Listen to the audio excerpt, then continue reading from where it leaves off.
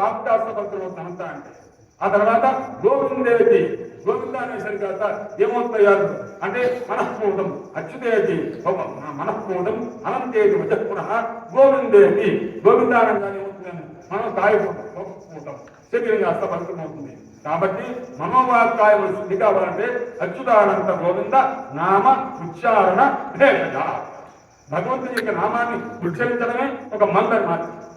ఆ మందు ఉంటుంటే మనకి ఏం చేస్తున్నాడు కాస్తంటి సకల రోగ శరీరంలో ఉన్న రోగం పోతుంది, మనసులో ఉన్న రోగం పోతుంది, అలాగే ఆ బాపులో ఉన్నటువంటి రోగం బాపులో ఏ రోగం ఉన్నాయంట అనవసరంగా వాటిని నిష్కారణంగా తిట్టడం అబద్ధాలు చెప్పడం ఇంతకంటే పెద్ద రోగం ఏమో ఉంటుంది. దానికి ఏమన్నా రెమెడీ ఉండే అన్నారు, ఏమీ లేదయ్యా అన్నారు. అది తిన్నదల్లా ఇక్కడ అనంత అనంత అనంత అనంత అనంత అంటున్నాను. అందువల్ల అచ్యుత అనంత గోవింద ఇది నామ ఉచ్చారణ చైతజాత్ నశ్యంతి సకల రోగా సత్యం సత్యం వదాహనం అన్నారు.